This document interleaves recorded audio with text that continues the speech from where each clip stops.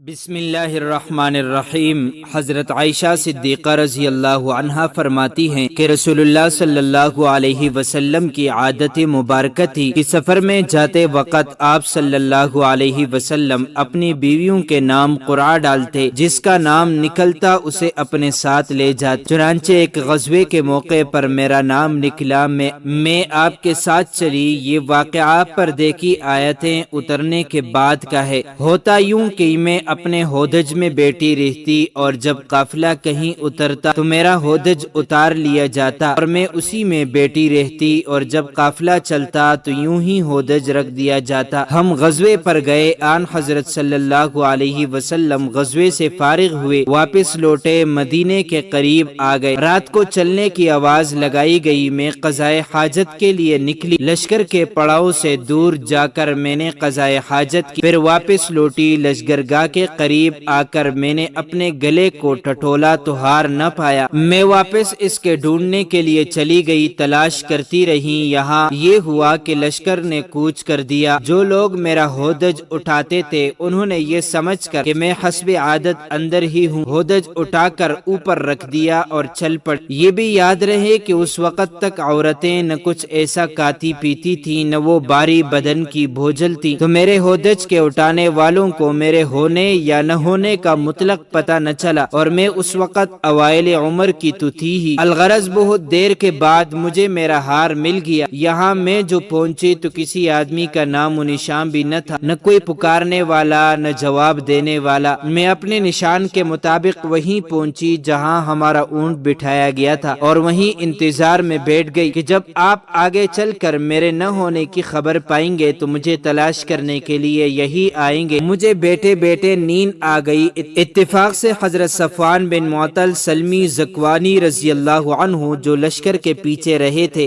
وہ پچھلی رات کو چلے تھے، صبح کے چاندنی میں یہاں پہنچ گئے۔ ایک سوتے ہوئے آدمی کو دیکھ کر خیال آنا تھا، غور سے دیکھا تو چونکہ پردے کے حکم سے پہلے مجھے وہ دیکھتے ہی تھے، دیکھتے ہی پہچان گئے۔ باواز بلند ان کی زبان سے نکلا، انا للہ و انا الیہ راجعون۔ ان کی آواز سنتے ہی میری آنکھ کھل گئی اور میں اپنی چادر سے اپنا منہ ڈام کر سنبھل بیٹھی۔ انہوں نے جھٹ سے اپنے اونٹ کو بٹھایا اور اس کی ٹانگ پر اپنا پاؤں رکھا۔ میں اٹھی اور اونٹ پر سوار ہو گئی۔ انہوں نے اونٹ کو کھڑا کر دیا، بگاتے ہوئے لے چلے۔ قسم خدا کی نہ وہ مجھ سے کچھ بولے، نہ میں نے ان سے کوئی بات کی، سوائے انا للہ کے میں نے ان کے منہ سے کوئی کلمہ نہیں سنا۔ دوپہر کے قریب ہم اپنے قافلے سے مل گئے۔ بس اتنی سی بات کا ہلاک ہونے والوں نے بنگڑ بنا لیا۔ ان کا سب سے بڑا اور بڑھ کر باتیں بنانے والا عبداللہ بن ابی بن سلول تھا۔ مدینہ آتے ہی میں بیمار پڑ گئی، مہینے بھر تک بیماری میں گھر میں رہی۔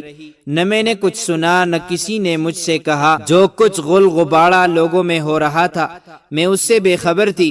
البتہ میرے دل میں یہ خیال بسا اوقات گزرتا تھا کہ رسول اللہ کی مہر اور محبت میں کمی کی کیا وجہ ہے۔ بیماری میں عام طور پر جو شفقت حضور صلی اللہ علیہ وسلم کو میرے ساتھ ہوتی تھی، اس بیماری میں وہ بات نہ پاتی تھی۔ اس لیے مجھے رنج تو بہت تھا مگر کوئی وجہ معلوم نہ تھی۔ بس آن حضرت صلی اللہ علیہ وسلم تشریف لاتے، سلام کرتے، دریافت فرماتے طبیعت کیسی ہے، اور کوئی بات نہ کرتے۔ اس سے مجھے بڑا صدمہ ہوتا، مگر بہتان بازوں کی تہمت سے میں بالکل غافل تھی۔ اب سنیے، اس وقت تک گھروں میں لیٹرین کا انتظام نہ تھا۔ عرب کی قدیم عادت کے مطابق ہم لوگ میدان میں قضائے حاجت کے لیے جایا کرتے تھے۔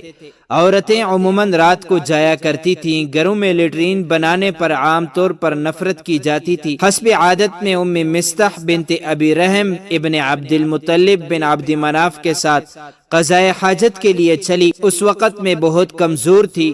یہ ام مستح میرے والد کی خالہ تھی۔ ان کی والدہ صخر بن عامر کی لڑکی تھی۔ ان کے لڑکے کا نام مستح بن اساسہ بن عباد بن عبد المطلب تھا۔ جب ہم واپس آنے لگے تو حضرت ام مستح کا پاؤں چادر کے دامن میں الجھا، بے ساختہ ان کے منہ سے نکل گیا کہ تیأس مستح غارت ہو۔ مجھے بہت برا لگا اور میں نے کہا، تم نے بہت برا کلمہ بولا، توبہ کرو، تم اسے گالی دیتی ہو جس نے جنگ بدر میں شرکت کی۔ اس وقت ام مستح نے کہا، بولی بیوی آپ کو کیا معلوم؟ میں نے کہا کیا بات ہے؟ انہوں نے فرمایا وہ بھی ان لوگوں میں ہیں جو آپ کو بدنام کرتے پھرتے ہیں۔ مجھے سخت حیرت ہوئی، میں ان کے سر ہو گئی کہ کم از کم مجھے سارا واقعہ تو کہو۔ اب انہوں نے بہتان باز لوگوں کی تمام کارستانیاں مجھے سنائی۔ میرے تو ہاتھوں کے طوطے اڑ گئے، رنج و غم کا پہاڑ مجھ پر ٹوٹ پڑا۔ مارے صدمے کے میں تو اور بیمار ہو گئی، بیمار تو پہلے سے ہی تھی، اس خبر نے تو نڈال کر دیا۔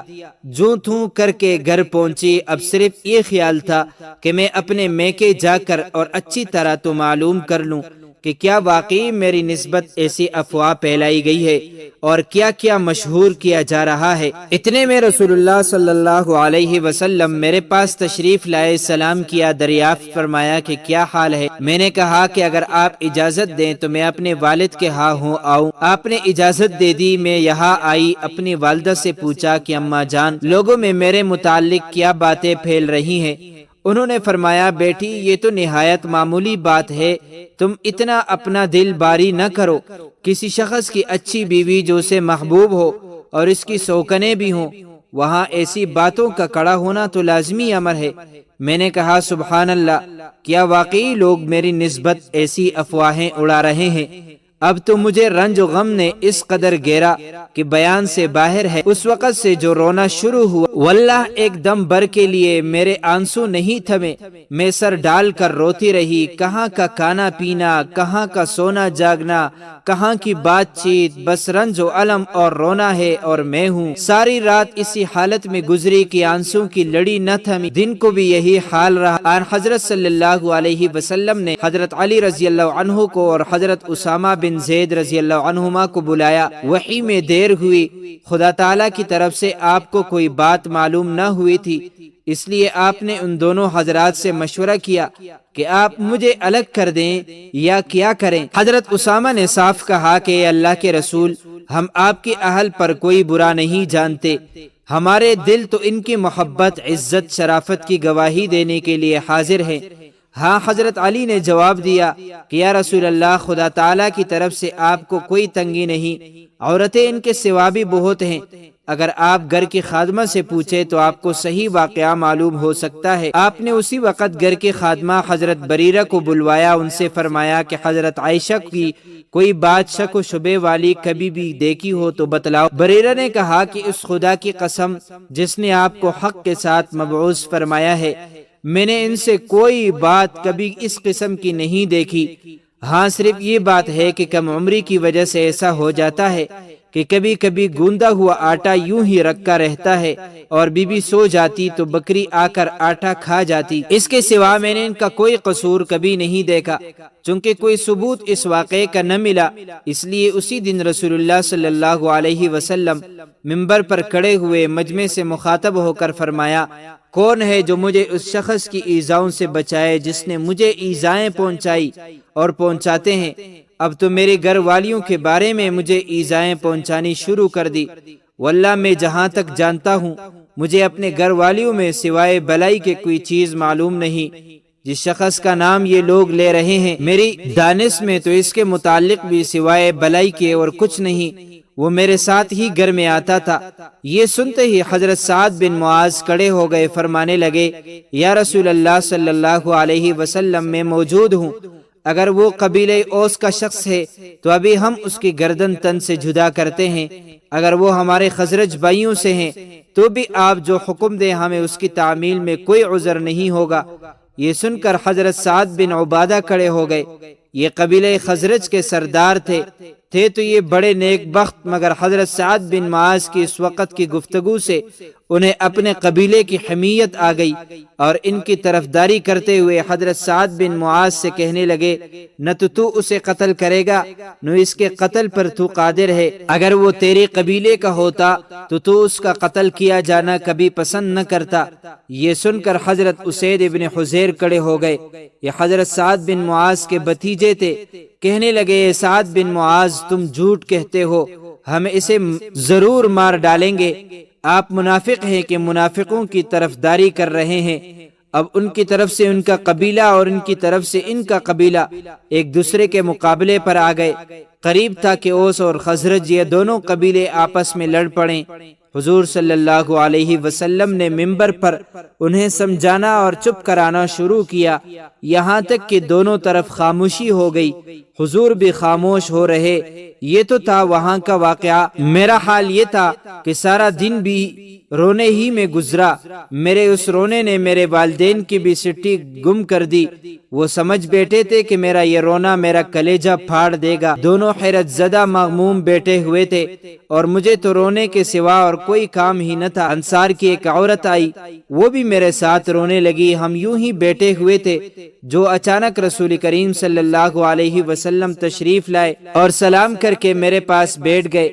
قسم خدا کی جب سے یہ بہتان بازی شروع ہوئی تھی آج تک رسول خدا میرے پاس کبھی نہیں بیٹھے تھے۔ مہینہ بھر گزر گیا تھا، حضور اکرم کی یہی حالت تھی، کوئی وحی نہیں آئی تھی کہ فیصلہ ہو سکے۔ آپ نے بیٹھتے ہی اول تو تشہد پڑھا، پھر اما بعد پڑھ کر فرمایا کہ عائشہ تیری نسبت مجھے یہ خبر پہنچی ہے، اگر تو واقعی پاک دامن ہے تو اللہ سے استغفار کر، توبہ کر۔ بندہ جب گناہ کر کے اپنے اقرار گناہ کے ساتھ خدا کی طرف جھکتا ہے اور اس سے معافی طلب کرتا ہے تو اللہ تعالیٰ اسے بخش دیتا ہے۔ آپ اتنا فرما کر خاموش ہو گئے۔ یہ سنتے ہی میرا رونا دونا سب جاتا رہا، آنسو تھم گئے، یہاں تک کہ میں آنسو کا ایک قطرہ بھی نہ پاتی تھی۔